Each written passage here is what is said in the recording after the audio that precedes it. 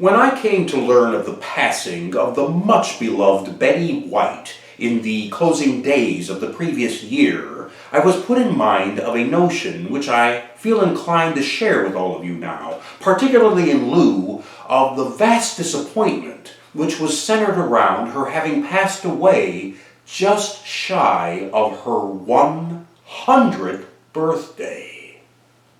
Now, I was also put in mind of a handful of other individuals who have something in common with Betty White. There was Lillian Gish, the matriarch of the cinema.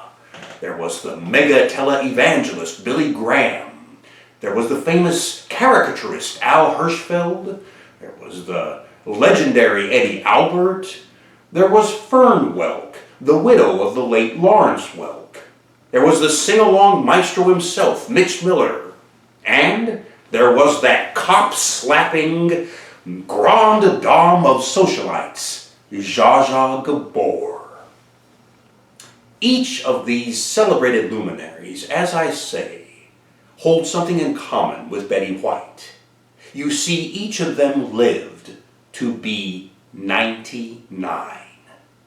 99 years old.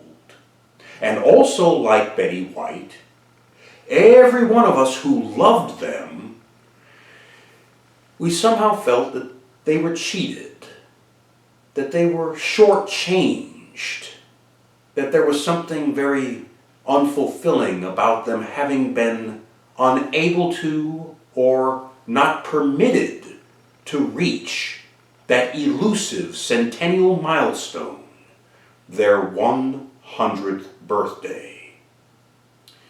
But that's where this notion comes into play.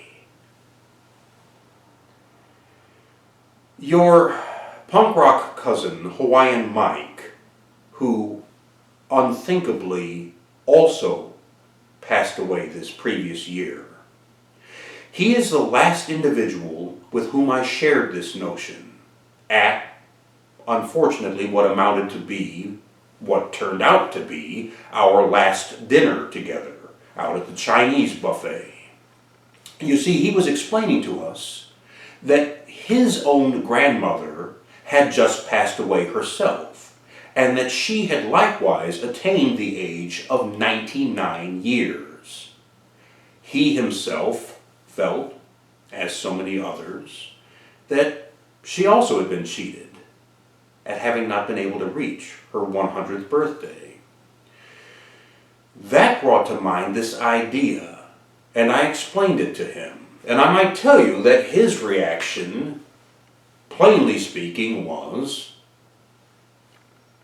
"Wow, you totally just blew my mind."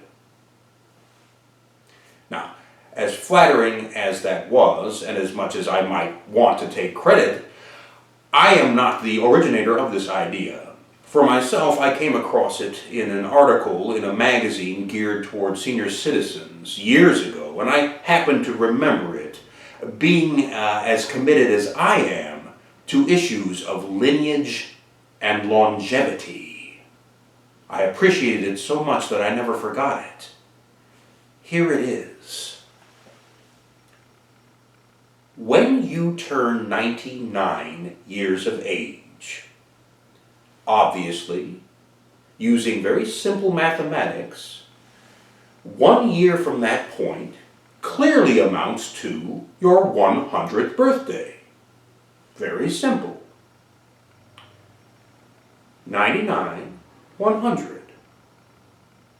When you turn 99, 365 days later is that 100th milestone.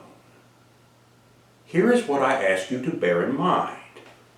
Those 365 days, those are your 100th year. Those all amount to your 100th year. Those comprise your 100th year. In other words, when you turn 99, every day, every week, and hopefully every month that you live into that period, into that stretch of time, you are living within the framework of your 100th year. You're living in it, you're engaging it, you're tasting of it. In other words, you made it. You made it into your 100th year, that centennial milestone. You lived it, breathed it, experienced it, and God willing, enjoyed it.